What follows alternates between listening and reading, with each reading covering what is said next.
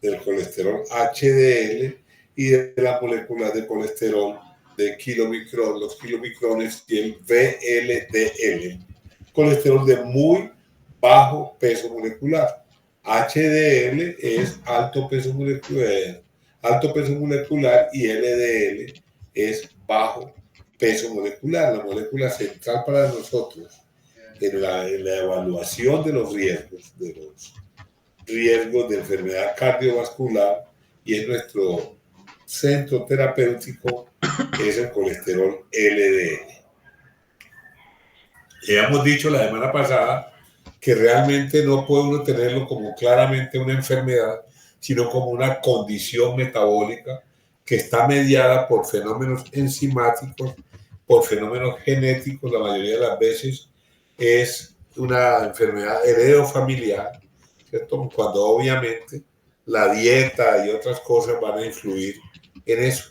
Y básicamente la importancia de ellos radica en riesgo coronario, más riesgo de todo lo que se trate del sistema cardiovascular, riesgo de accidente cerebrovascular, riesgo de enfermedad crónica, riesgo de diabetes, riesgo de enfermedad coronaria, enfermedad periférica y principal factor causante de la arteriosclerosis, ¿cierto? O sea que van unidas el fenómeno de envejecimiento natural más el colesterol como causantes de la arteriosclerosis, y ya sabemos las consecuencias de la arteriosclerosis a nivel de la pared vascular. Y entonces uno dice, bueno, ¿a quién le vamos a buscar colesterol? Porque yo les he dicho muchas veces que los pacientes llegan a decir que quieren hacerse colesterol cada 3 meses, cada 6 meses. Obviamente es un examen importante, pero no es para estarlo repitiendo pues como a cada ratito, como un satisfacción personal, sino que tiene unas indicaciones médicas. Hay que recordar que todos estos medicamentos nos los da y estos exámenes nos los da el sistema de salud, pero tiene un costo para el sistema que todos, entre ustedes, los papás de ustedes, yo, todos lo pagamos y debemos tratar de utilizar los recursos adecuados. En prevención primaria, ¿a quién le vamos a hacer estudio de colesterol, cierto? A pacientes de cualquier edad si tienen estas condiciones, si es un paciente diabético o prediabético, hipertenso, fumador, obesidad abdominal, santomas o santelasmas, arco senil en menores de 45 años y antecedentes familiares de enfermedad cardiovascular precoz o hiperlipidemia, ¿cierto? Entonces, si tenemos un paciente que cumple cualquiera de estas condiciones, ¿cierto? Le debemos hacer de base un perfil lipídico, o sea que todos los hijos de diabéticos deberían tener en su primera consulta con nosotros un perfil lipídico completo para evaluar cómo está su situación en cuanto a lípidos. O el paciente obeso, ¿cierto? O el paciente fumador o el hipertenso dentro de los exámenes. Recuerden que nosotros vimos cuando los exámenes entre las metas de la hipertensión, de la diabetes, estaba un colesterol LDL por debajo de 100 en unos casos, de 130 en otros o de 55 en otros casos adicionales. O sea que aún sin estar enfermo, dentro de la historia clínica normal que hacemos para un paciente que viene para atención primaria, ¿cierto? Si tiene estos antecedentes y tiene estas condiciones al examen físico, debemos hacerle un perfil de lípidos. Y en la población general que no tiene estas condiciones, hablamos de antes de los 35, una medición, antes de los 45 en las mujeres y posteriormente cada 5 años hasta los 75 años, ¿cierto? O sea que eso estás haciendo perfiles lipídicos cada 6 meses, porque a mí me gusta, no tiene ninguna razón de ser y a veces los médicos patrocinamos esta circunstancia y eso va haciendo que empezamos a tratar números y no pacientes, ¿cierto? A veces traen apenas el examen, se lo mandan a uno por el WhatsApp y yo, venga, yo lo examino, le miro su tensión, le miramos su perímetro abdominal, miramos sus riesgos, le explicamos y de acuerdo con eso tomamos conductas. Y en prevención secundaria, que es el paciente que ya tiene algunas de las consecuencias, ya es hipertenso, ya es diabético, ya tiene un infarto a bordo, o tiene una isquemia cerebral transitoria, o tiene un accidente cerebrovascular isquémico, o tiene enfermedad arterial periférica. Ese paciente siempre, cuando lo veamos de primera vez, hay que hacerle un perfil lipídico completo. Entonces, ¿qué hacemos? Si hacemos el examen y nos sale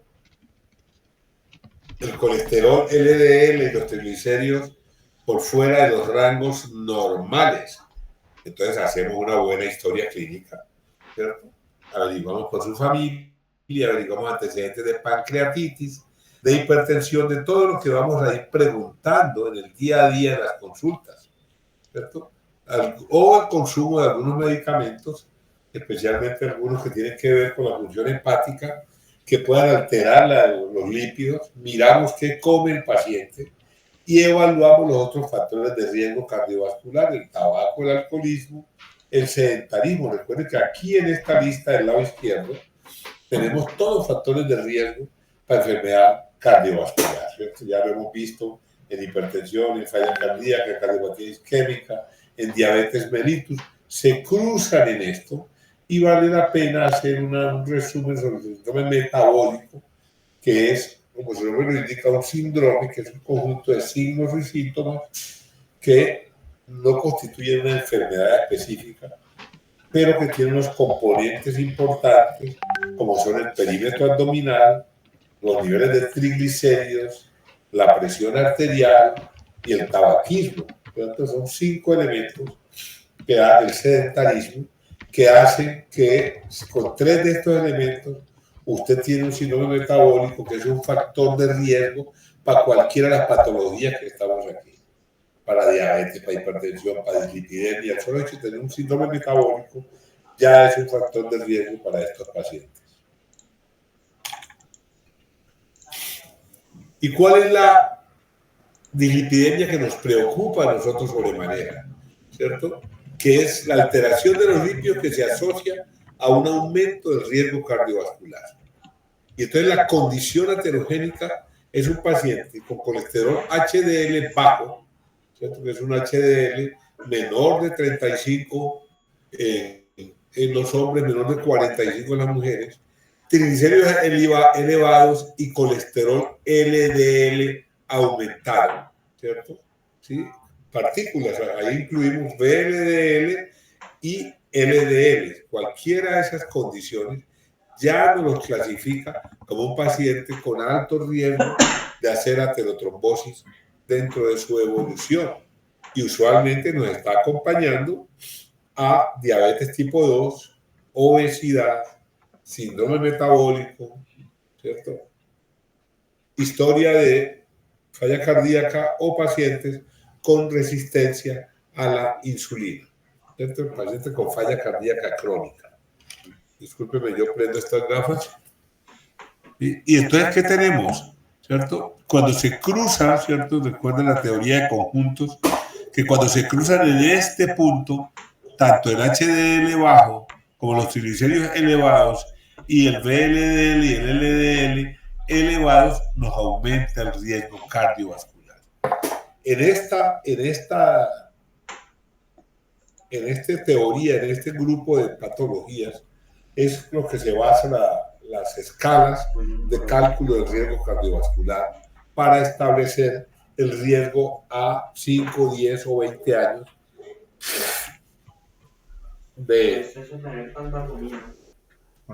para establecer el riesgo porcentual en esos tiempos y nos permite tomar conductas o farmacológicas o no farmacológicas en estos pacientes. Y la hipercolesterolemia tiene estas clasificaciones que ven ahí, ¿cierto? Que son más clasificaciones para estudios, ¿cierto? En clínicas de lípidos o clínicas de diabetes. Pero para qué tomarse usted no está yendo al gimnasio. Y que todos tenemos que conocer, ¿cierto? Pero hay unas cosas que no podemos nosotros calcular en una consulta común y corriente, como es el componente genético de estos pacientes. Entonces vamos a ver que tenemos hipercolesterolemia familiares monogénicas, poligénicas, combinadas, ¿cierto? Familiares, kilomicronemia, hiperalfa-proteinemia, que son categorías que nosotros en el día a día, en el seguimiento que hacemos, no las podemos medir, pero sí son parte importante de los estudios de pacientes de muy alto riesgo o que tienen una historia familiar de epidemia. Y este sería, como ustedes vieron, ahí hablamos de los genes, monogénicas, serían las hiperlipidemias primarias. En cambio, las secundarias son las que nosotros vemos aquí. ¿Cierto? Por ejemplo, el obeso, ¿cierto? Tiene en la obesidad lo que tenemos predominio de hipertrigliceridemia. Ignorante porque no sabe nada. Bueno, ahorita hablamos de eso. En la diabetes es más frecuente. Usted que apenas tiene 15 años, aretoso. Triglicéridos elevados, colesterol LDL elevado. En el hipotiroidismo predomina la hipercolesterolemia, pero también hay hipertrigliceridemia. En cambio, en la gota, en la hiperuricemia, tenemos predominio de triglicéridos. En el síndrome de Cushing, dislipidemias mixtas. En el ovario poliquístico, elevación de triglicéridos, y las que han pasado por esta circunstancia van recordando por qué en esos pacientes eventualmente los manejamos con metformina o a veces le ponemos fibratos. Y en la acromegalia, que tenemos también hipertrigliceridemia mixta. Esto nos sirve de referencia, pero esto no es un patrón absoluto. Podemos encontrar pacientes diabéticos solamente con hipercolesterolemia o un hipotiroideo solamente con hipercolesterolemia o con hipertrigliceridemia. ¿Y qué tenemos? ¿Qué cosas nos pueden aumentar? Y aquí está al frente lo que nos pueden causar los problemas que tenemos, ¿cierto? Por ejemplo, la amiodarona y el clopidogrel que hemos mencionado varias veces pueden generar hipercolesterolemia. En cambio, el trago, el consumo de alcohol, hipertrigliceridemia, los esteroides, hipercolesterolemia mixta. Revisen esta tablita, sobre todo en los medicamentos que más vamos a usar, ¿cierto? Porque lo tenemos que tener presente, ¿cierto? En la pregunta del examen no les voy a preguntar por el tamoxifeno ni por la ciclosporina, pero sí puedo preguntarles por los metabloqueadores, ¿cierto? Que es lo más frecuente que nos causan. No estoy diciendo que de ahí vaya a salir una pregunta, pero pues, cuando uno está varado para hacer preguntas se rebusca en cualquier parte. Oye,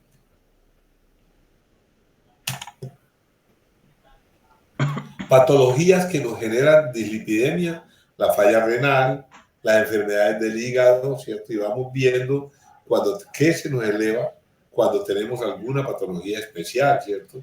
El paciente con estasia, el de la hepatitis. ¿Cierto? Todo esto mediado por el metabolismo hepático que nos va a causar estas cosas y una serie de patologías mezcladas, ¿cierto? La porfiria, el VIH, el SIDA, ¿cierto? La sepsis, la enfermedad de Gaucher y algunas gamapatías nos van a dar alteraciones de lípidos. Como ven, ¿cierto? No solamente es una enfermedad heredofamiliar, no solamente es una condición heredofamiliar o asociada a la dieta, sino que hay muchos factores no relacionados, no evitables eventualmente para las dislipidemias y que están mencionados en estas tablas que hemos visto.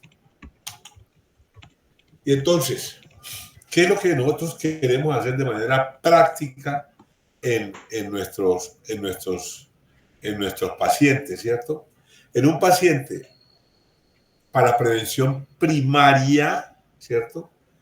Llamamos normocolesterolémico, o sea, un perfil lipídico normal al paciente que tiene un colesterol total menor de 200, esto hablando de colesterol, ¿no? Menor de 200 y un colesterol LDL menor de 130. Es un paciente que no tiene por ahora factores de riesgo y que le pedimos un perfil lipídico de esos que dijimos, como su papá tuvo una hipertensión a los 45 años o tuvo un infarto a los 50, vamos a hacer un perfil lipídico. Si tiene estos valores, es un perfil lipídico normal, un colesterol normal. En cambio, el que está al límite, ¿cierto? Tiene un colesterol total de 200 a 249 y un LDL de 130 a 159. ¿Por qué es importante estos valores? Porque a cada ratito nos van a llegar valores de colesterol, la paciente o el paciente muy asustado, porque tiene 230 de colesterol, pero usted evalúa el riesgo, evalúa si estamos en un paciente que ya es para prevención secundaria o si todavía es para prevención primaria porque no tiene ninguna de las patologías asociadas. Entonces, ese paciente entre 240 está normal y un LDL de 140 está normal y no hay necesidad de darle tratamiento. Pero el que sí tiene, estando en prevención primaria, no está enfermo todavía, pero tiene un colesterol mayor de 160 y un LDL y un total mayor de 250, ese paciente tiene una hipercolesterolemia definida y vamos a seleccionar qué vamos a hacer con él, si vamos a hacer medidas no farmacológicas, si vamos a dar tratamiento farmacológico según la condición de cada paciente. Por lo tanto, esto no es una cosa exacta que siempre, porque depende, como siempre, en la mayoría de las enfermedades, del paciente que usted tiene al frente. ¿Cierto? No podemos hacer medicina simplemente como una regla de cálculo que siempre para esto es esto, ¿cierto? Sino que va a depender de cada paciente. Y ya en prevención secundaria, observen, ¿cierto?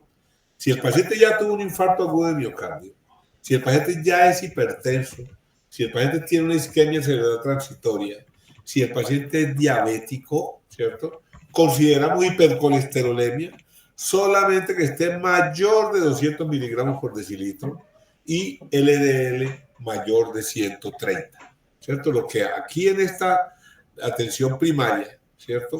Era un paciente normal o límite, aquí ya es un paciente con una hipercolesterolemia definida, ¿correcto? Entonces ya sabemos, ¿cierto? A quién le vamos a decir por su condición, o sea que no basta mirar la hojita de los resultados, sino mirar al paciente cuánto pesa, cuánto tiene el perímetro abdominal, cómo está la tensión arterial, qué glucometría tiene, ¿cierto? Eso es lo que nos va a definir si esa hipercolesterolemia es de prevención secundaria o si el paciente ya tuvo un infarto, pues ahí no hay duda, ahí no hay que hacer nada, sino que tuvo un infarto y tiene el colesterol por encima de 200, es una hipercolesterolemia y hay que tomar medidas de tratamiento. Aquí como no nos estamos viendo las caras, hay preguntas. Qué pena, una pregunta, sí señor. Eso. ¿Qué significan las siglas PAPS? ¿Qué significa PAPS?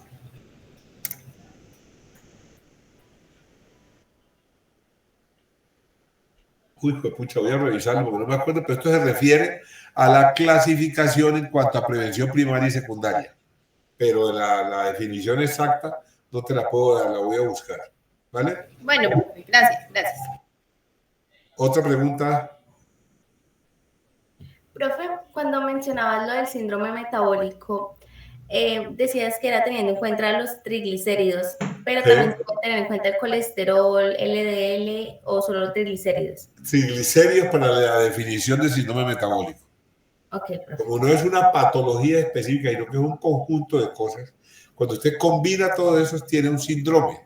Y ahí está incluido el tabaco, la presión arterial sistólica mayor de 130, triglicéridos mayores de 150, perímetro abdominal mayor de 82 en las mujeres y 94 en los hombres, sedentarismo, y no me acuerdo cuál otro. Yo les voy a regalar, ¿me acuerdan? Yo tengo una tablita de Framingham en el consultorio para que la socialicen.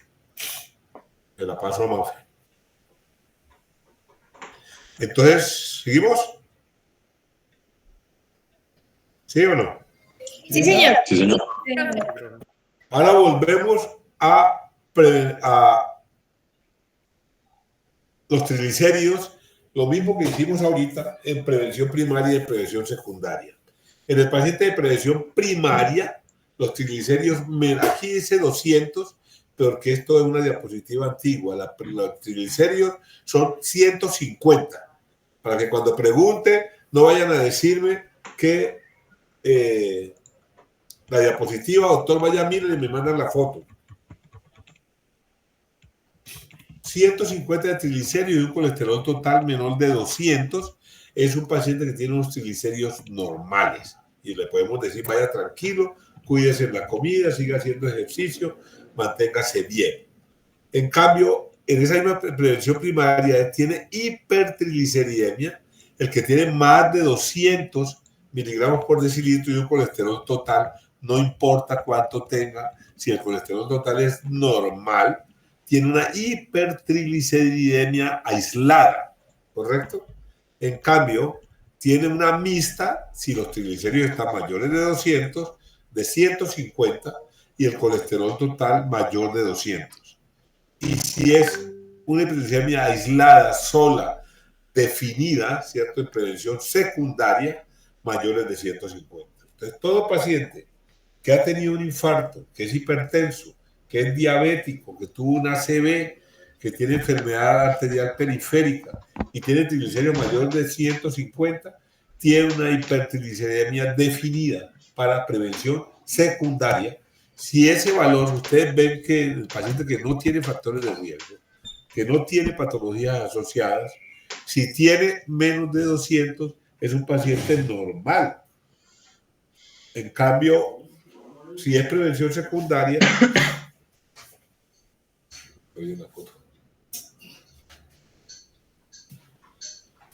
disculpen.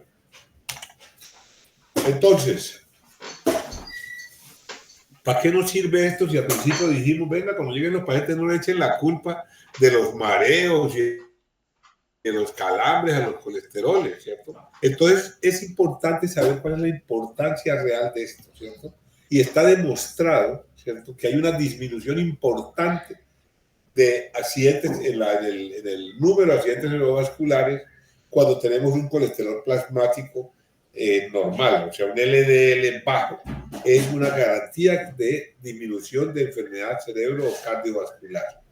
Si disminuimos el colesterol total, ¿cierto?, de 39, 40 miligramos por decilitro, hay una reducción del 20% de la enfermedad coronaria y esa es la importancia de eso, ¿cierto? Recuerden que cuando hablamos de infarto o de angina inestable, dijimos que el tratamiento inicial era con atorvastatina o rosuvastatina, 80 miligramos, que eso es alta potencia y alta dosis, porque es que significa disminuir el riesgo en un 20%, o si un paciente hipertenso tiene un colesterol LDL de 200 y nosotros hablando de 130, ¿cierto? Mire que si le bajamos apenas 39 de 200 baja a 161 y todavía está en zona de riesgo. O sea que estos tratamientos son permanentes hasta alcanzar las metas. Recuerden que los cardiólogos, por ejemplo, después de enfermedad coronaria tienen colesterol LDL menor de 55, ¿cierto? Y el colesterol de alto peso molecular, ¿cierto?, también es un factor de riesgo independiente. Tener el colesterol HDL bajo, ¿cierto?, también es un factor de riesgo. Ya dijimos que bajo es que tenga menor de 35 en las mujeres y menor de 45 en los hombres.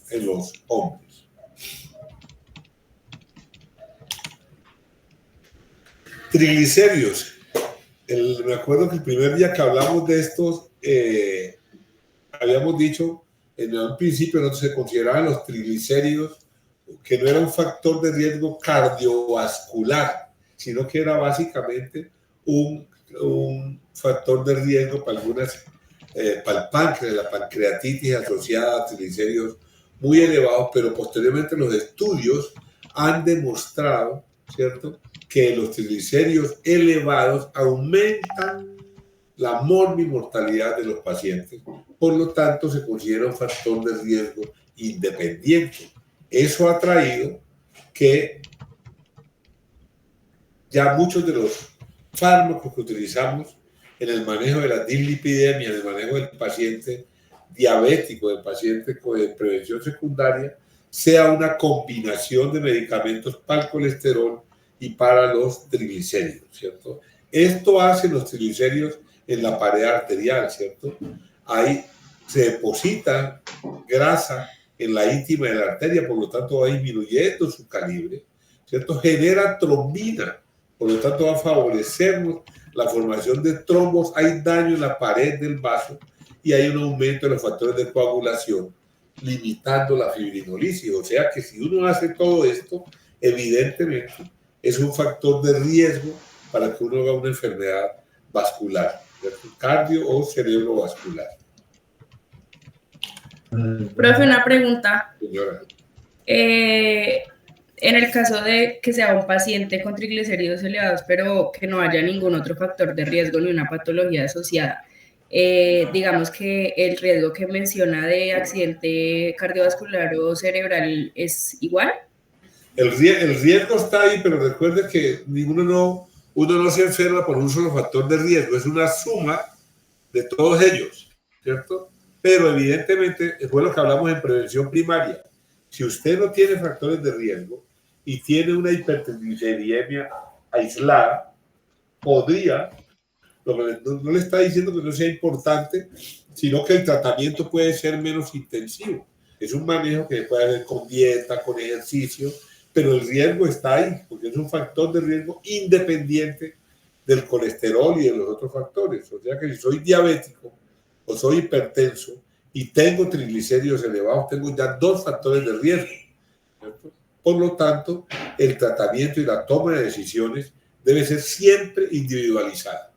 Por eso la historia clínica, por eso hablar con los pacientes, por eso analizar los exámenes en el contexto general del paciente es lo que va a determinar la conducta que vamos a asumir. ¿Correcto? Sí, profesor.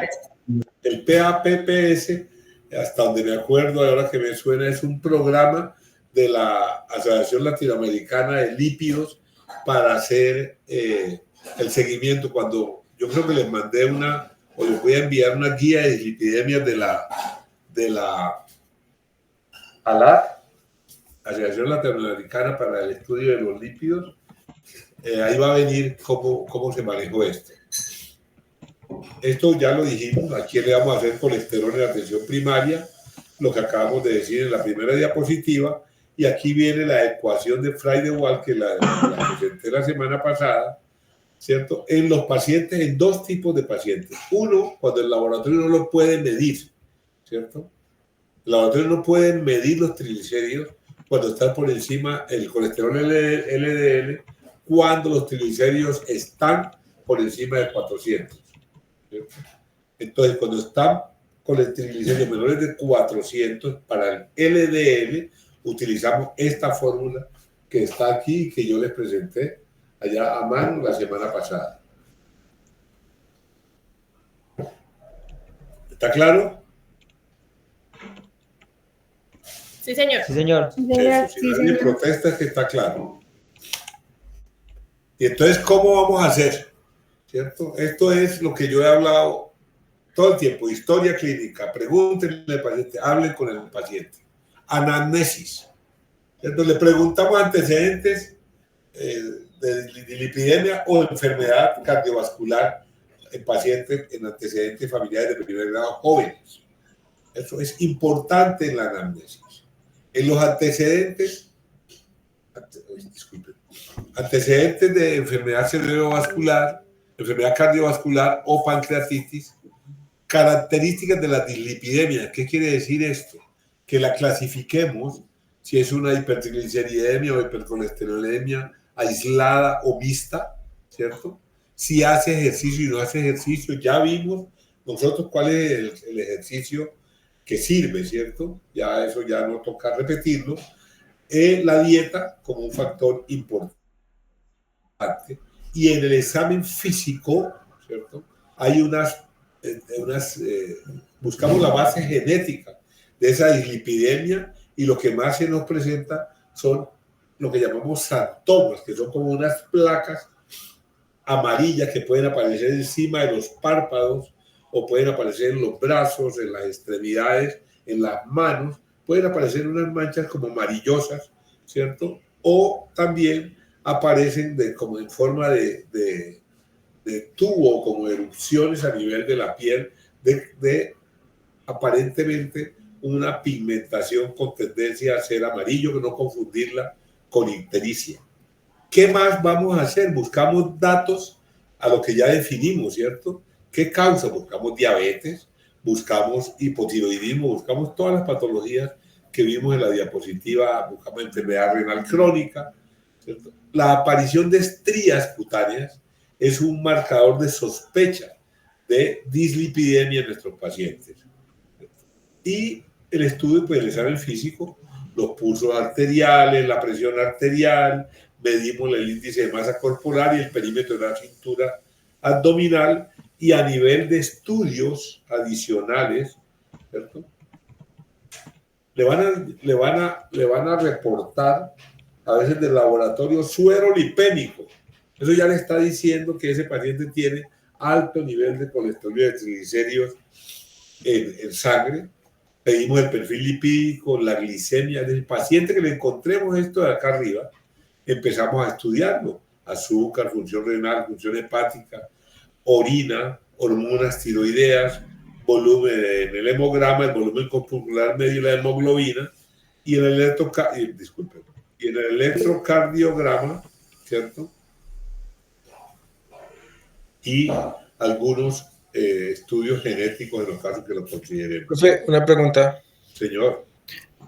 ¿Qué enfermedad o qué patología se puede desarrollar más comúnmente este síndrome metabólico? Todas las que estamos mencionando a nivel metabólico: diabetes mellitus. ¿Pero cuáles son las más comunes? ¿Cardiopatías y diabetes? Claro, lo más común es enfermedad vascular y diabetes mellitus, claro que sí. Sí, gracias.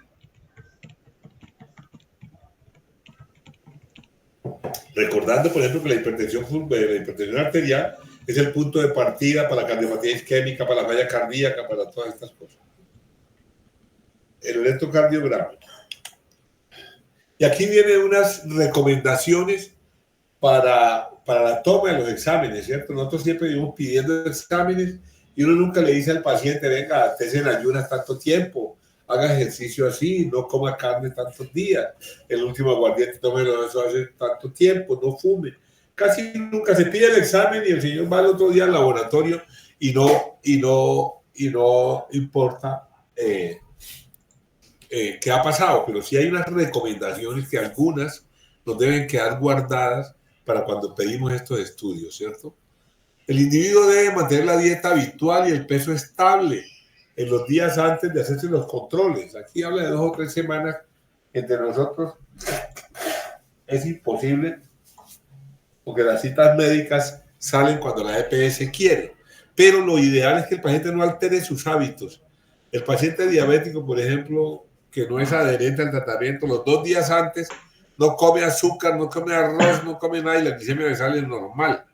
Entonces lo que tenemos que decir es: siga comiendo común y corriente, porque es lo que vamos a evaluar, cómo es usted en su vida real. El ejercicio físico, el tabaco, el alcohol tampoco cambia hábitos para hacerse el examen, porque nos va a alterar el examen y nos vamos a engañar él y nosotros. No haga ejercicios intensos. Suspender cualquier medicación no imprescindible por lo menos 1 mes antes de la extracción, eso tampoco es posible. Yo no le puedo, pues no imprescindible. Sí, quítele todas esas vitaminas y complejos B y nutrientes y cómo es que dan todo eso, que vive 100 y todas esas cosas que no son necesarias, hay que suspenderlas. El diagnóstico en sujetos que no estén agudos, hacer un perfil lipídico en el momento de un infarto nos va a dar unos resultados que no son determinantes en el tratamiento. Se hace rutinariamente, pero si uno hiciera una medicina basada realmente en los parámetros, y no tendría que hacerle un perfil lipídico de entrada, porque igual le vamos a poner estatinas por los fenómenos pleiotrópicos que hemos hablado otras veces.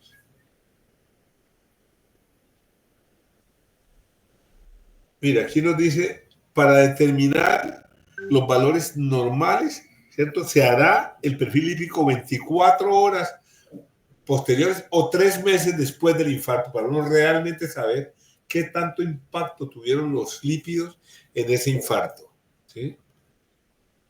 Los resultados de una mujer en embarazo solo son valorables después de la lactancia, ¿cierto?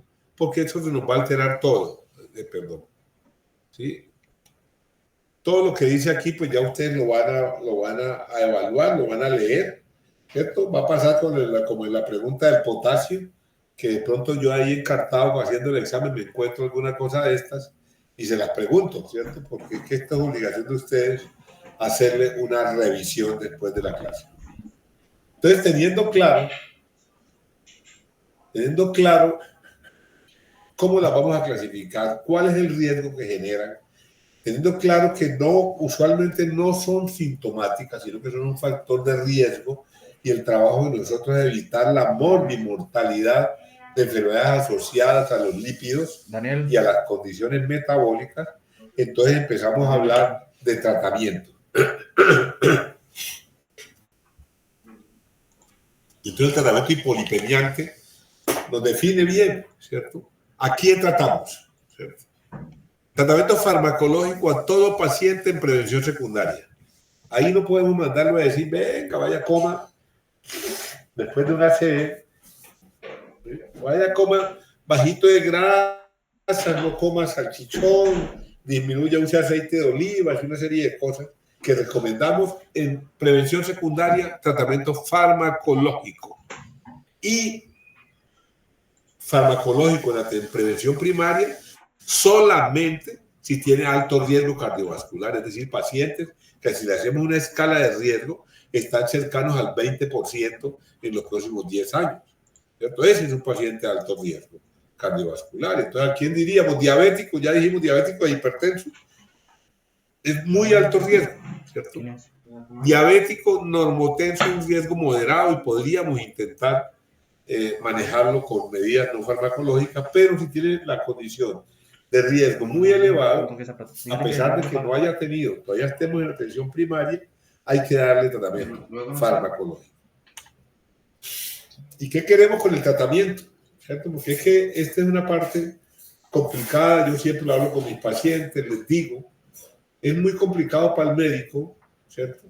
Tratar de por vida una enfermedad, o por largo tiempo, no hablemos de por vida, una enfermedad que no duele, ni rasca, ni da chucha, no da nada, ¿cierto? El paciente está y fue y le hicimos unos exámenes, ¿cierto? O tiene su tensión perfectamente controlada y le hacemos unos exámenes y dan esto elevado, pero la gente como lo confunde con el mareo, los tinitos y los acufenos, ¿cierto? Y no tiene nada de eso y decirle tiene que tomarse una pepita todos los días, ¿cierto? Hasta que yo le diga o hasta que la Juana agache el dedo o si ya tuvo un infarto, ya hasta toda la vida, ¿cierto? Hay que explicar bien qué es lo que va a pasar con esto. Y para poderlo explicar bien tenemos que entenderlo nosotros bien para que el paciente sepa que estamos hablando de una cosa que conocemos y sabemos. Trabajar mucho los factores de riesgo modificables, que ya los conocimos en su momento, conocer para dónde vamos, ¿cierto? Definitivo, modificar estilo de vida. Los medicamentos solos no resuelven casi ninguna patología. Salvo por ahí los antibióticos y los analgésicos que le quitan a uno el dolor de cabeza. Y mirar los cambios en las lesiones aterogénicas de nuestros pacientes. Ese es el objetivo del tratamiento. El paciente nuestro tiene que llevar a esto y tenemos que terminar en el primer punto, prevenir la aparición o la recurrencia de eventos cardiovasculares. Esa es nuestra meta cuando empezamos el tratamiento. La meta, disminuir el colesterol LDL.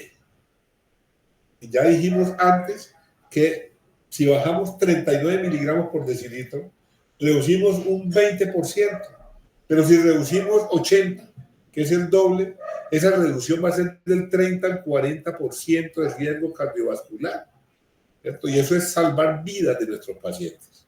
Es disminuir infartos, disminuir ACV, disminuir hospitalizaciones, disminuir camas de cuidado intensivo, disminuir estancias prolongadas hospitalarias, porque hemos disminuido el riesgo de ese paciente que nos haga un evento de esos. Y la otra es el aumentar el colesterol HDL, ¿cierto? Para disminución, que también tiene un componente aterogénico en arteriosclerosis y también nos contribuye a disminuir el riesgo cardiovascular. Y entonces, aquí entramos en la categoría de riesgo de nuestro paciente que tiene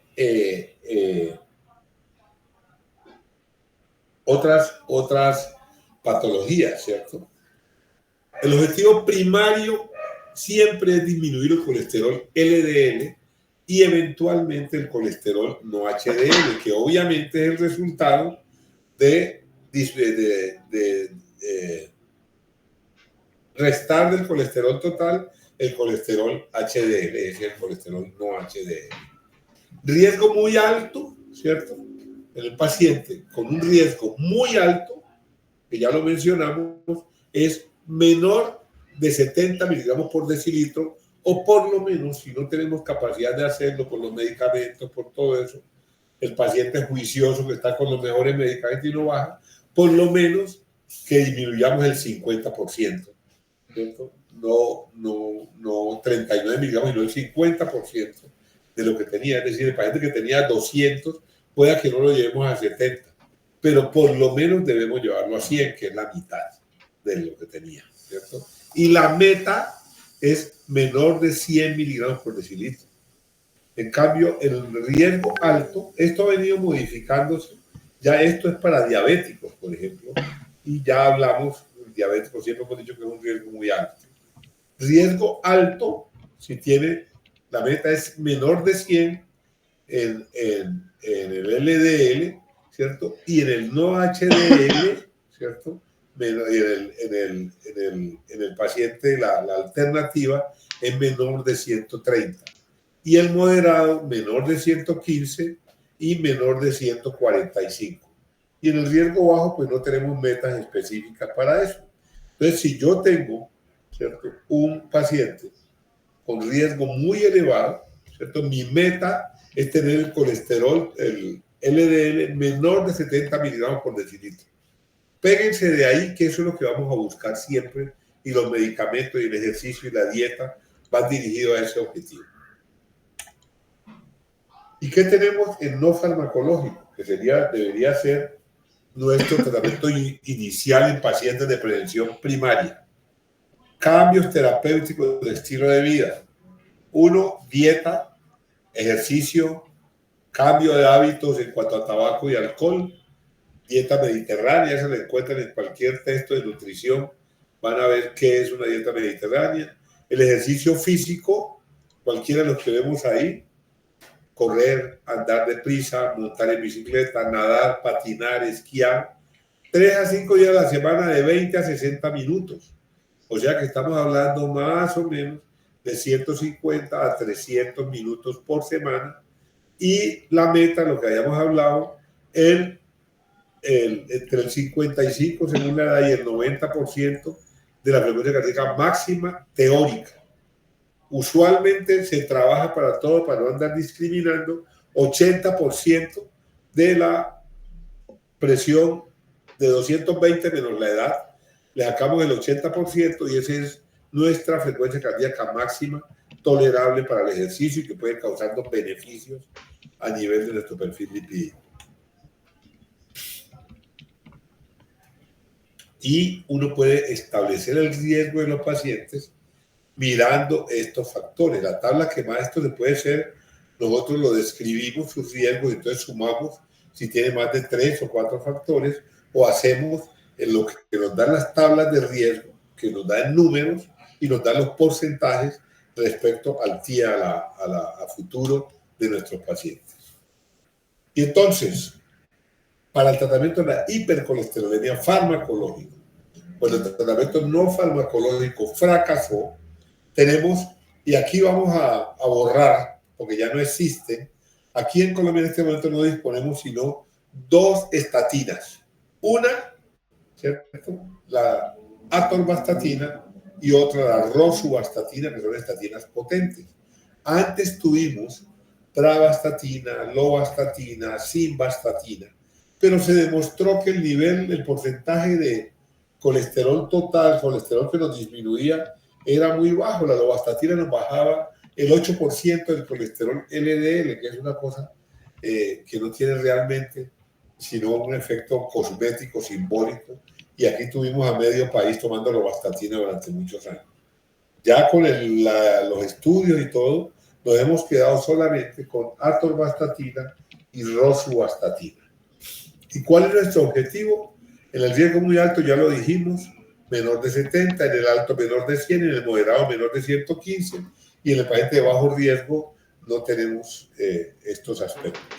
Y en la hipertrigliceridemia, ¿cierto? Los medicamentos son básicamente la dieta y los fibratos, ¿cierto? Segundo objetivo terapéutico, el colesterol no HDL, que también es el colesterol aterogénico. Mi recomendación es que trabajemos básicamente sobre el colesterol LDL. Ya los otros los dejamos a las clínicas de lípidos, a cardiología o a otros espacios no de atención primaria. Entonces, en la práctica, ¿cierto? Para el paciente de bajo riesgo, esto que vemos aquí, ¿cierto? Colesterol total menor de 200 y LDL menor de 130. HDL mayor de 45 en los hombres y mayor de 55 en las mujeres. Presión arterial, la que ya conocemos, que no fume y que no tenga diabetes. Ese es el bajo riesgo, ¿cierto? Paciente que nos llegue con estos resultados es un paciente de bajo riesgo. Ya lo tenemos en la cabeza y podemos estar tranquilos, no vamos a hacer nada con él. Simplemente recordarle que siga viviendo bien, sanamente, que haga ejercicio, que pare de sufrir. La escala de Framingham, ¿cierto? ¿Qué incluimos, cierto? Determinar el colesterol total en hombres mayores de 35 y mujeres mayores de 45. Mirar otros factores de riesgo y las tablas que tengamos nos da un porcentaje. Si el riesgo es superior al 20%, es el grupo de alto riesgo que tenemos que intervenir.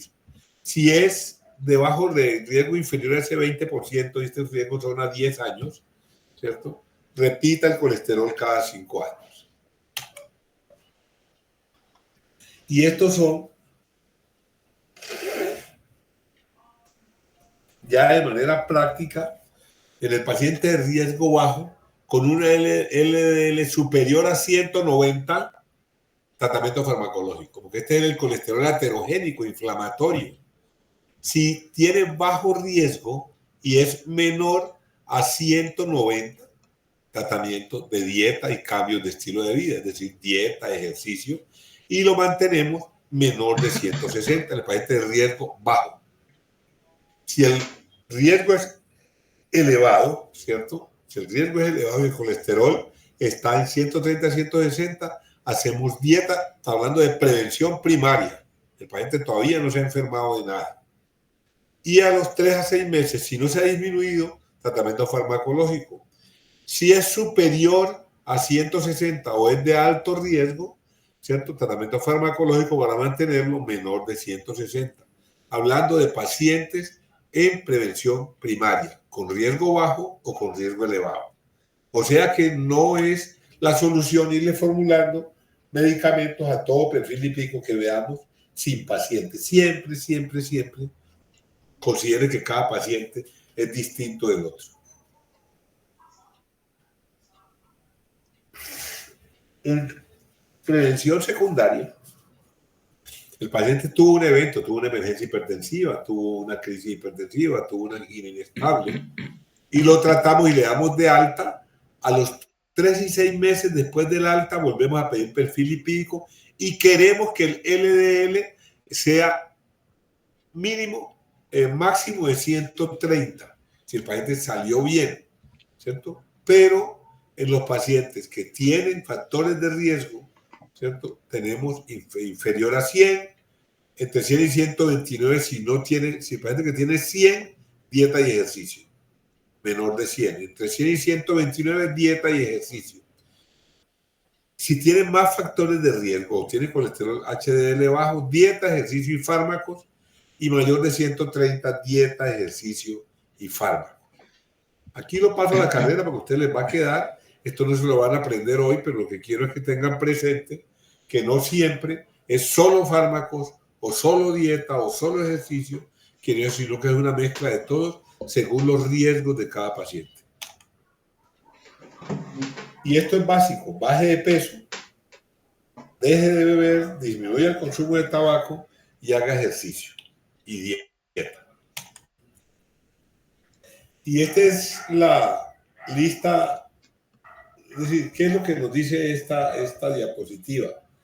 que esto no se basa en decirle, venga, coma poquito arroz, bájale a la carne de cerdo, el chicharrón únicamente cada 6 meses.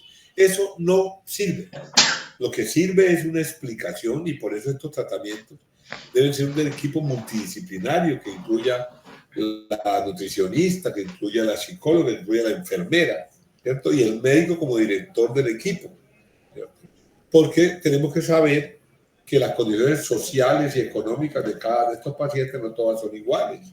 Y a todo el mundo no le podemos mandar una dieta especial sin saber qué mercan en su casa y cómo están las circunstancias, cuántos son. Pero esto es más o menos lo que debe contener una dieta general. Ya habíamos hablado del 50, 30 y 20 de proteínas. Aquí lo ven representado, pero aquí nos explican cuáles son, qué tipo de grasas debemos consumir y cuáles son los alimentos ricos en colesterol, ¿cierto?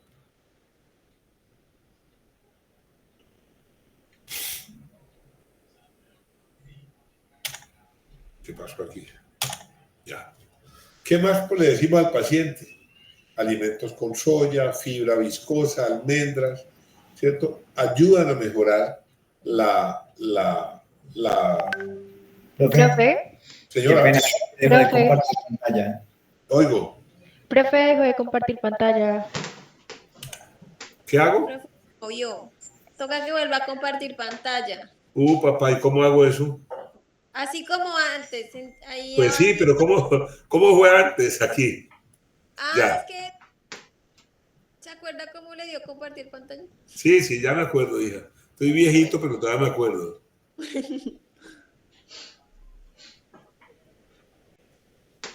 No joda. Se murió esta vaina, lo voy a compartir acá, claro, ya. ¿No? Sí, eso, ahora sí, ya. ¿Ya salió? ¿O Sí, vuelvo? ahora vuelve a la presentación. Eso. Eso ahí. ¿Sigue que no soy tan torpe? Bueno, entonces esto es lo que dejamos, lo que vemos. Debe ser que le di a dejar de compartir en algún momento. El ejercicio, pues ya no insisto más en esto, ¿cierto? Ya esto lo sabemos, ya lo tienen ustedes claro, se lo vuelven a leer y si hay alguna pregunta me dicen. Y farmacológico, tenemos las estatinas que son inhibidores competitivos de la HMG coenzima A reductasa. ¿Qué hacen esto, cierto? Aquí viene el procesamiento, el colesterol HDL, el colesterol sale del hígado, sale para ser eliminado, pero esta HMG reductasa impide hace que este proceso de eliminación se termine porque se bloquea en este punto. Y ahí es donde entramos con las estatinas a bloquear la enzima. Al bloquear la enzima, pues se sigue eliminando el colesterol HDL común y corriente por orina, por piel, por vías biliares o por otras partes va a salir del organismo. En cambio, cuando bloqueamos la enzima, pues cuando no la bloqueamos todos los días, va a retenerse. Por eso estos tratamientos son permanentes. Por eso los pacientes, usted les da la estatina, mejoran sus niveles de colesterol, abandonan el tratamiento y a los 6 meses vuelven otra vez con los niveles elevados, porque dejamos de tener este bloqueo para la eliminación del colesterol. Dani, venga. Además de eso, son antioxidantes, disminuyen algunos factores trombóticos, mejoran la fibrinolisis, disminuye la proliferación del músculo de la pared. Esto es el efecto pleiotrópico y la producción de enzimas proteolíticas que hacen que las placas se rompan. Esto es lo que llamamos otras veces efecto pleiotrópico. Por eso, cuando el perfil lipídico en los pacientes con riesgo se normalice, ¿sí? O en pacientes que han tenido ya enfermedad cardiovascular o cerebrovascular, hay que seguirlos y disminuye la actividad inflamatoria. Entonces, todo esto es lo que llamamos pleiotrópico como efectos favorables de las estatinas. Y aquí viene, pero aquí ya realmente esta diapositiva se reduce a las dos últimas, ¿cierto? Porque ya las otras no las tenemos, ¿cierto? Y esto va en cuanto a la disminución de los niveles de colesterol LDL que usted necesita para saber qué dosis le va a poner a su paciente de acuerdo al perfil lipídico, ¿cierto? Si yo tengo, por ejemplo, 200 de LDL, ¿cierto? Y ya sé que la rosuvastatina a 10 miligramos, ¿sí?, me reduce el 43%, ¿sí? O sea que el 43% allá debe estar Caquetá, que debe saber esa operación. El 43% de 200. 43% de 200, profe. Sí. Eso Se es ríe. 86. como 85, 6, sí. 2 por 43, ¿cuánto le da? ¿Cómo, profe? 86. O sea que si yo le doy 80 miligramos de rosuvastatina, ¿cierto? Me lo va a bajar a 114. Pero como el paciente tuvo un infarto, ¿cierto? La meta es 55. Entonces no me sirve darle 10 miligramos.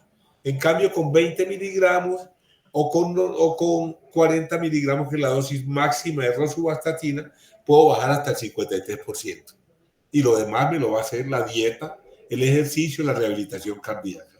Y lo mismo aplica para la atorvastatina. La dosis máxima de atorvastatina son 80 miligramos. La dosis máxima de rosuvastatina es 40 miligramos. ¿Correcto?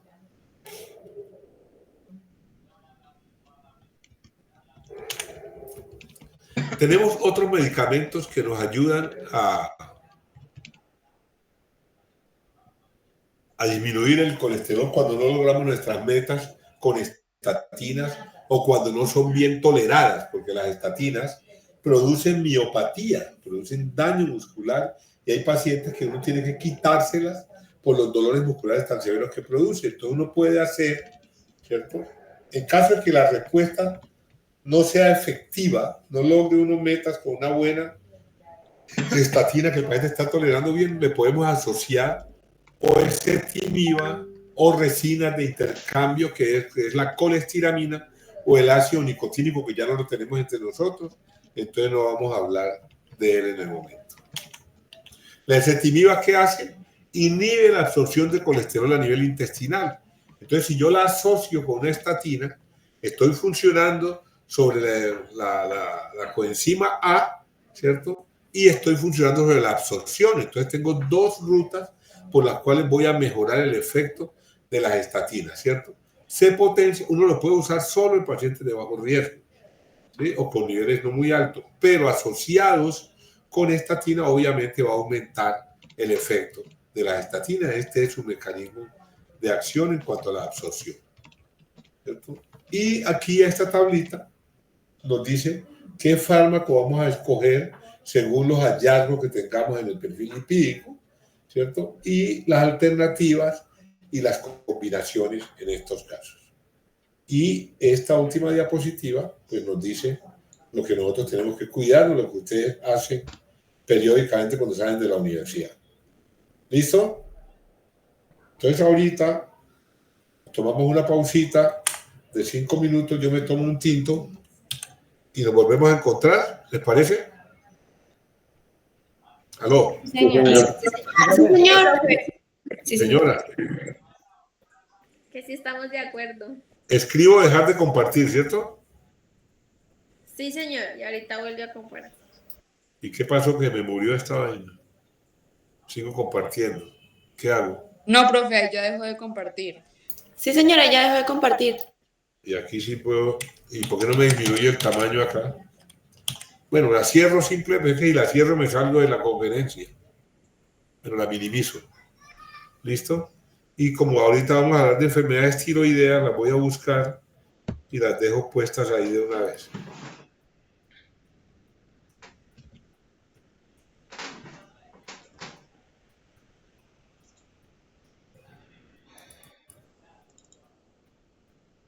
Esta es cortica, nos vemos a las 7:15, ¿vale? Bueno, profe. Yo, ¿cómo hago para apagar el micrófono? Nadie enseñó al Profe, el micrófono. microfonito. Y al lado está la de la cámara. No, profe, ya lo apagó. Y al lado está la cámara si la quiere apagar. Eso.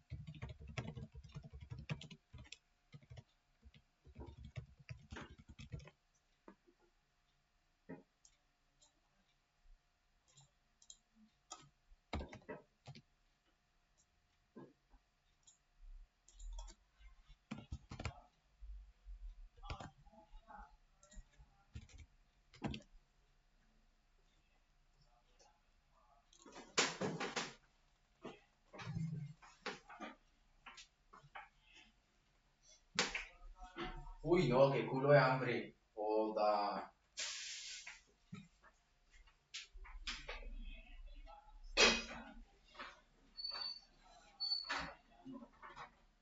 Oye,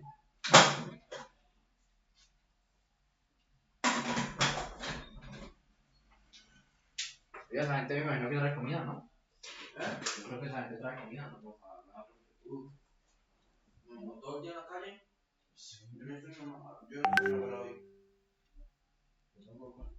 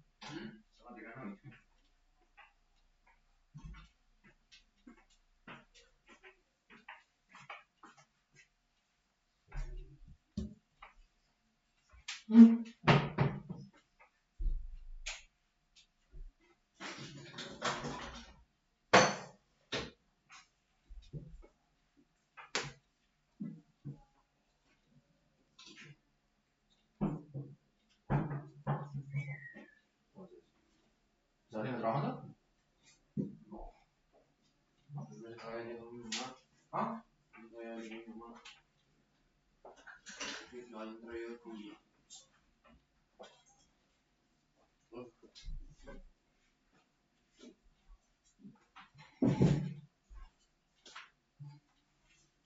¿Ya vas a probar? Estamos tardes para almorzar, no. Ojalá ya sea repuesto, ¿qué pasó? ¿Ya se arregló el carro? Sí, ya, pero trabajando como 2 horas. ¿Y bien? Bien. Pues ya, venderlo. Bueno, sí, pero... ¿Qué? ¿Qué le sintió?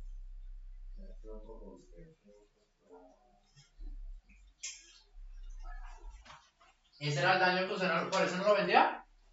¿Cómo? ¿Ese era el daño grande que usted decía? ¿Ese era qué? ¿El daño grande? Sí. Pues se fue ahí. Me un poco de plata ahorita. Como peleé y todo, como ha prestado ahorita para irme.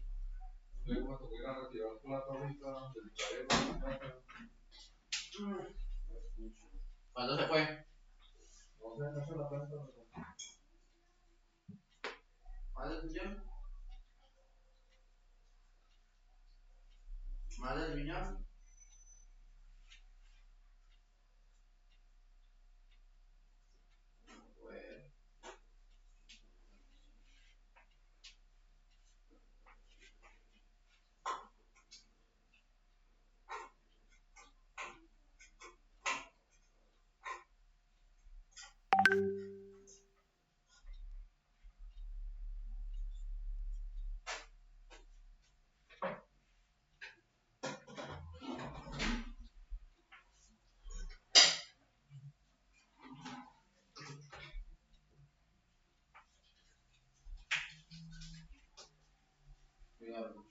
Ay, Dios, que comidita, comidita, Dios, comidita.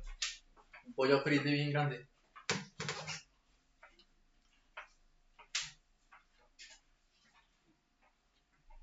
¿Va a quemar el taxi?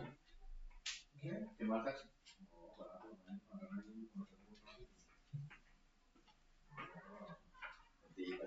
No ha dicho nada.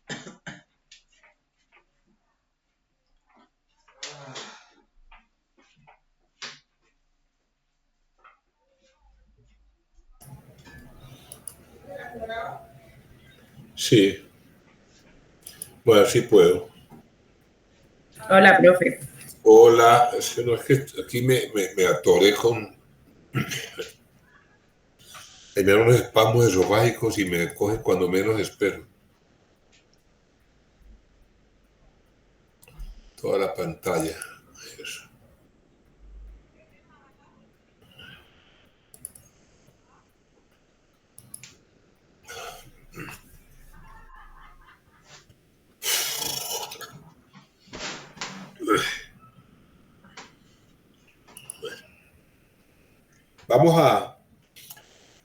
Voy a dar este tema cortico porque yo creo que ustedes ven este tema bastante bien en endocrino, ¿cierto? ¿Ya lo vieron endocrino? ¿En orgánicos? No, profe, todavía no. Bueno, entonces para que lleguen con una ligera sospecha de qué se trata, voy a poner otra vez modo presentación.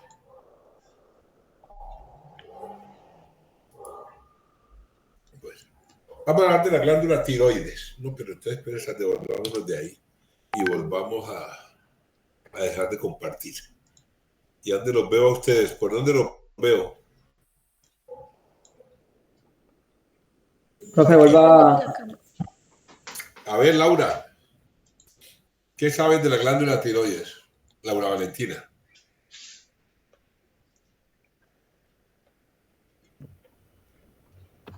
Aló, profe, ¿ya? Ya. Oigo. Bueno, pues, profe, que es pues una glándula que pues, es importante ya que produce varias hormonas. Bueno, ¿y qué? Gabriela. Gabriela Osorio. Profe, pues, como decía la cámara, prendámosla.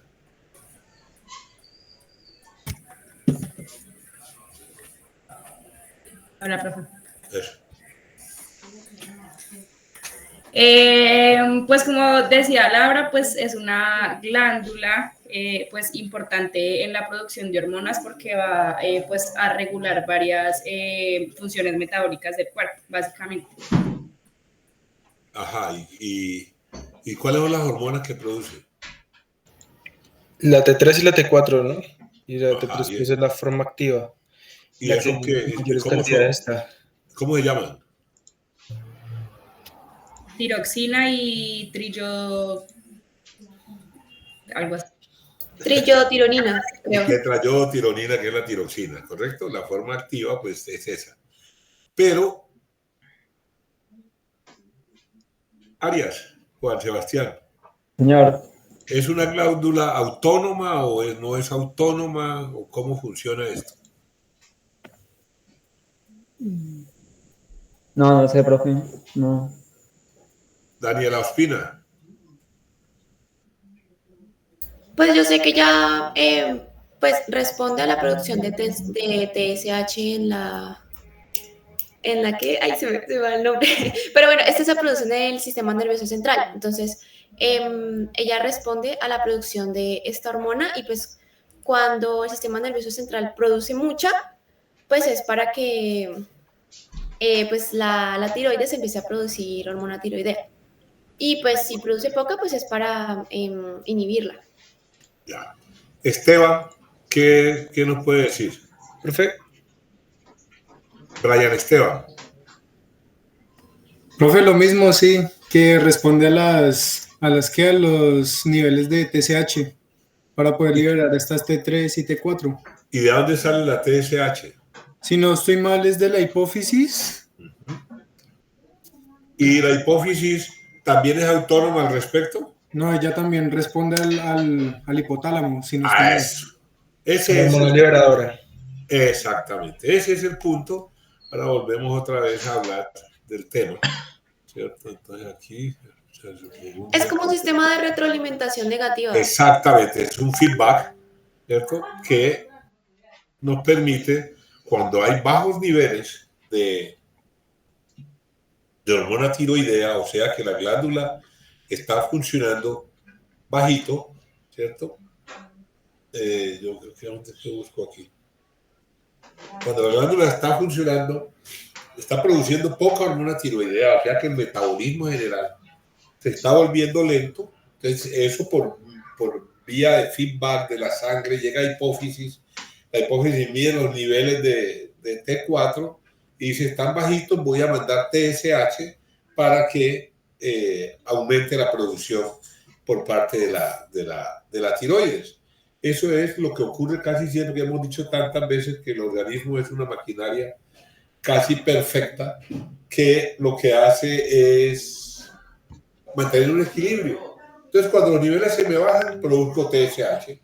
Cuando los niveles se elevan por cualquier otra patología, dejo de producir TSH. Y eso nos va generando un equilibrio. Cuando ese equilibrio no se puede sostener, entonces cuando pasamos de los niveles normales de TSH y a pesar de eso no tenemos buenos niveles de T4, estamos enfermos, ¿cierto? Por tanto, ¿cierto? Tenemos que tener dos condiciones para tener un hipotiroidismo franco, una disminución franca, o tener una TSH elevada por estímulo desde la hipófisis y tener una T4 baja para generar ese estímulo. Y lo contrario, en el hipertiroidismo debemos tener unos niveles bajos de TSH y unos niveles muy altos de T4, ¿cierto? Para poder inhibir esa TSH, y eso nos va dando las condiciones y nos va determinando la patología de la glándula, ¿cierto? Y esa patología de la glándula tiene dos características las más grandes. Hay otras que vamos a ver aquí en el intermedio, no son muchas diapositivas, pero trataré de que evacuemos. Yo no creo que alcancemos hoy, y mañana lo terminamos, y mañana vamos a empezar a hablar. De una vez les anuncio de parasitismo intestinal, para que le peguen una leidita. Yo les mandé una guía a ustedes por medio de Mafe. Me imagino que no la habrán revisado, pero esta noche saquen un ratico. ¿Qué es el hipotiroidismo? Situación que resulta de la falta de los efectos de la hormona tiroidea sobre los tejidos del organismo. Observe que habla de falta de los efectos, ¿cierto? Que puede ser entonces dos cosas, o tengo muy poquita, o tengo resistencia a la T4, así como pasa con la diabetes, ¿cierto? Entonces, cuando esto es de nacimiento, ¿sí? Es congénito, se llama cretinismo, ¿cierto? Cuando uno dice cretino, no solamente le están diciendo bruto, sino le están diciendo hipotiroideo. Pero, por eso, como esto existía y aparecían estos pacientes, se volvió obligatorio que en el posparto se le haga una medición de TSH a todos los recién nacidos para hacer corrección de esto. Eso es muy importante. En el momento del nacimiento se le tome una muestra del talón y hace una medición de TSH a todos los recién nacidos. Eso es parte del plan de salud. Eso no puede ser que la mamá que me opongo, que me lo ha hecho usar. Es obligatorio hacerlo. Y tenemos entonces, ¿sí?, tres elementos, al mismo tiempo que tenemos tres órganos efectores, la tiroides, la hipófisis y el hipotálamo. Tenemos también tres clases de hipotiroidismo. Primario, que es el que está originado directamente en la glándula tiroides, por inflamación, por intoxicación, por medicamentos, por infección de la glándula, ¿cierto? Hay un daño en las células productoras de T4, ¿cierto? Y ese sería el hipotiroidismo primario. En cambio, el secundario sería el que viene de la hipófisis. Tengo un adenoma o tengo una lesión en el lóbulo posterior de la hipófisis. Que queda, ¿dónde queda la hipófisis? Carla.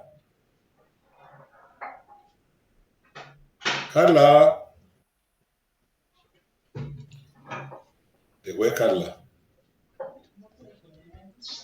Ya pues, yo que no pensaba llamar a la lista hoy.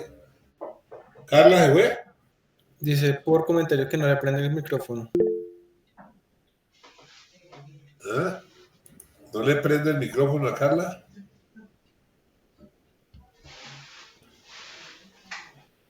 Me perdí aquí, me puse a chambonear y...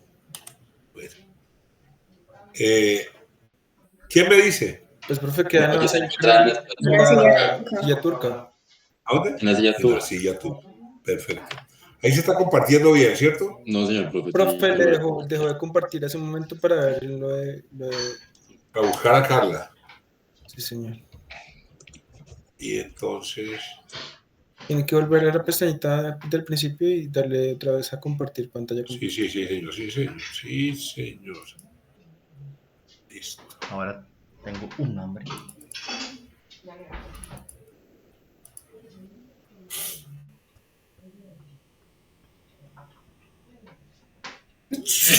Uy, perdón, tengo una gripa que me tiene. ¿Qué pasó? Que no me aparece. Allá. ¿Listo? Y tenemos el hipotiroidismo terciario, que es el que viene desde el hipotálamo, ¿cierto? Entonces ya tenemos, desde el punto de vista de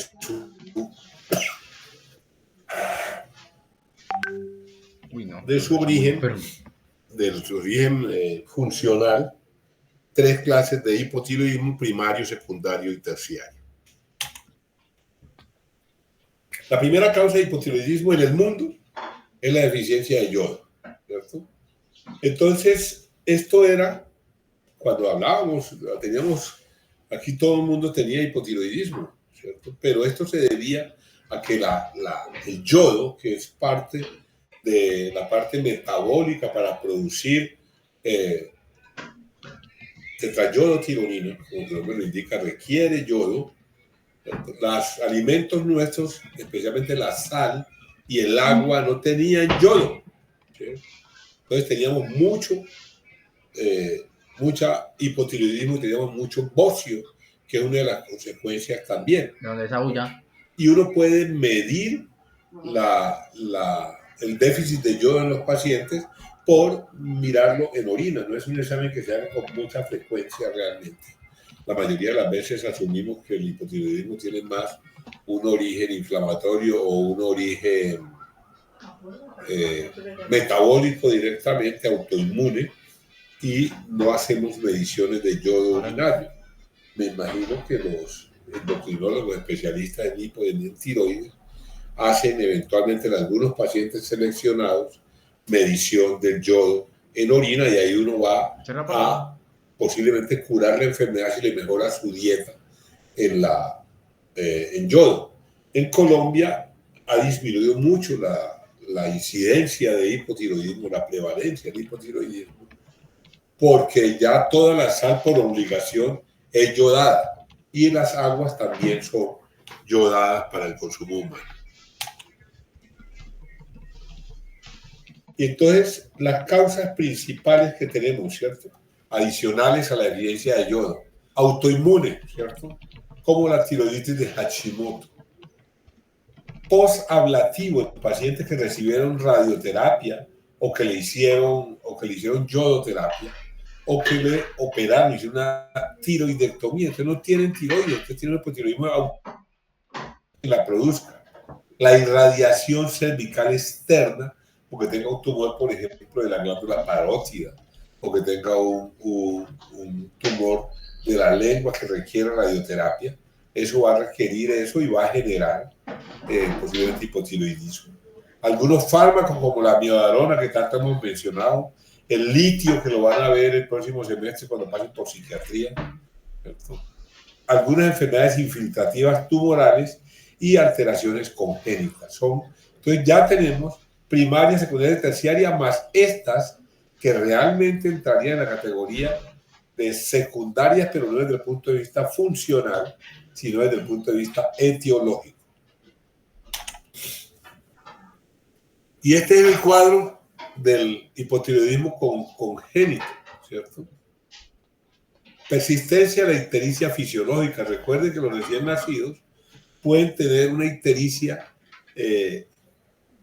normal, entre comillas, porque en el momento del parto puede pasar sangre, ¿cierto?, de la madre al recién nacido, y si no son de la mismo tipo, puede generar algo de hemólisis, y la hemólisis va a generar bilirrubina indirecta, y la bilirrubina indirecta nos va a dar ictericia. Esa persistencia puede ser una indicación. Eso normalmente dura, se acostumbra a poner a que pongan al niño al sol un rato, y con eso va desapareciendo más o menos en una semana. Si esto persiste, podemos considerar otras etiologías distintas de la hepática.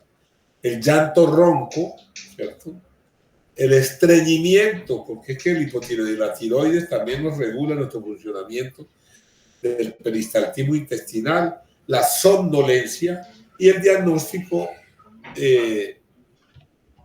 posterior no es tan fácil porque hacemos tamizajes rápidamente y hacemos tratamientos rápidamente a los pacientes con TSH, a los recién nacidos con TSH elevada. Y en el adulto, que encontramos todo lo que vemos aquí. Miren toda la cantidad de cosas y a qué reducimos, y la gente y los médicos y los estudiantes de medicina y todos, a que todo gordito les queremos decir que es hipotiroideo y nos olvidamos de todo lo que tenemos aquí, ¿cierto? 1, 2, 3, 4, 5, 6, 7, 8, como 12 elementos clínicos que nos deben orientar, y el aumento de peso, pues la obesidad es acá uno que es importante, pero tenemos que mirar las otras cosas, porque todas se refieren, ¿cierto?, prácticamente a como si tuviéramos una respuesta metabólica frenada, ¿cierto? No tenemos un buen desarrollo de nuestros folículos pilosos, la piel no se hidrata bien y está seca, la lengua se puede poner más grande, hay debilidad general, somnolencia, todo esto que ustedes están viendo aquí, ¿cierto? Y cuando hablamos de hipertiroidismo, pues vamos a encontrar todo lo contrario que en estos casos. Profe, qué pena, una pregunta. Ahí abajo en el último recuadro azul, ¿qué dice? Es que donde dice deja de compartir no me deja ver, qué pena. Pues a mí tampoco.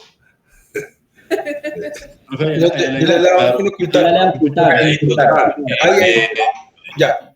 Y este es muy importante, ¿cierto? El reflejo aquiliano está muy lento. lo van a ver el próximo semestre, digan al doctor que les toque en semiología, que cómo se toma cómo se hace el reflejo de Aquiles, ¿sí? El tendón de Aquiles, que es con el martillito y le estiran un poquito la pierna sin hacer presión, el pie, y le dan un golpecito y debe retraer, hacer un poquito de hiperextensión de ese tendón, y si eso está lento, pues es una candidato a que pensemos. Las metrorragias, el estreñimiento, ¿cierto? No solamente darle laxantes, sino que también hay que averiguar qué puede estar pasando en el adulto, que tenía un hábito intestinal normal y de un momento a otro se lo vuelve estítico. Más esto que está aquí, ¿no? ¿Cierto? Hasta la apnea del sueño llegamos en estos casos. Somnolencia, ahí se va volviendo uno más lento para pensar. Y el extremo del hipotiroidismo es el mixedema, ¿cierto? Que mire todo lo que tiene, y tiene toda una cantidad de componentes, ¿sí? Hasta el derrame pericárdico, la alteración del íleo, la función del íleo, el megacolon y obstrucción intestinal, usualmente funcional, porque ese peristaltismo tampoco es que funcione mucho. Entonces usted puede tener una obstrucción intestinal porque, por ejemplo, tiene impactada su materia fecal porque no hay peristaltismo para hacer deposición. Y esta es más o menos la fase de un paciente mixedematoso. Y esto puede llevarlo hasta el coma, ¿cierto?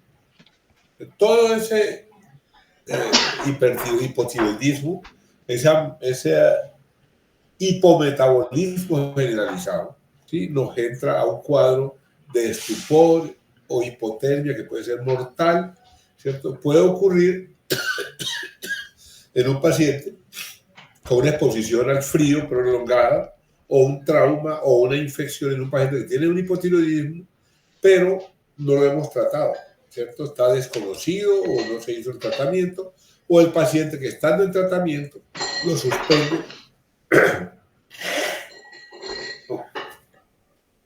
por cualquier razón. ¿Cómo hacemos el diagnóstico? TSH en sangre, aumentado en el hipotiroidismo. Discúlpeme un segundito. Hijito, estoy en clase virtual, lo llamo apenas termine. ¿Vale? Aló. Hola, hijito. Lo llamo apenas, estoy en clase virtual, estoy en el apartamento, lo llamo apenas termine. Listo, hijito. Lo quiero mucho. Chao.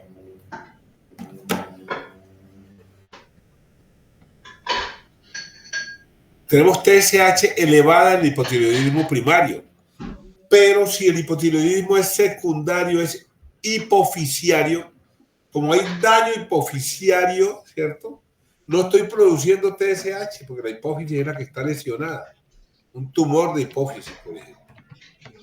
Pero no un prolactinoma, sino un tumor no en el lóbulo anterior, sino en el meso de la hipófisis, ¿cierto? Entonces ahí tenemos, para que veamos que no solamente es TSH elevada, puede estar normal eventualmente, pero puede estar disminuida. El 90%, ya dijimos que el 95% era primario, o sea, de la tiroides, vamos a tener TSH elevada. Pero en medicina no hay 100%, o sea, hay un pequeño porcentaje de pacientes que van a tener TSH normal o disminuida. ¿Y cuáles son los valores normales de la hormona estimulante de la tiroides? De 0,4 a 4,5 miliunidades por litro. La T4 libre, ¿sí?, de 9 a 25 y la T3 de 3,5 a 7,8 picomoles.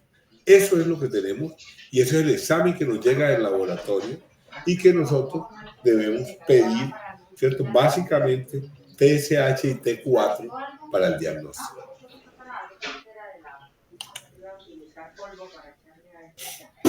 Normalmente pedimos T4 libre, ¿cierto? Para mirar a ver si hay T4 baja que esté estimulando la producción de TSH. Usualmente hay elevación del colesterol y puede haber anemia, ¿cierto?, en algunos casos de hipotiroidismo autoinmune, bradicardia, inversión de onda T y complejo QRS ancho, que seríamos como un bloqueo a nivel de ventricular. Venga, chicos, mañana terminamos esto porque la verdad es que no me siento muy bien. Listo, profe, tranquilo. Ando con dolor de Tranquilo, cabeza, profe. mocosa. Muchas gracias. Mañana nos vemos. Listo, profe, muchísimas gracias. Mañana, ¿cómo están ustedes de trabajo mañana? A ver si empezamos temprano. ¿Aló? Yo hablo y En principio a las 6, pero si podemos empezar antes, mejor. ¿Vale? ¿Aló? Sí, profe. Vaya, vamos a hablar con los del grupo.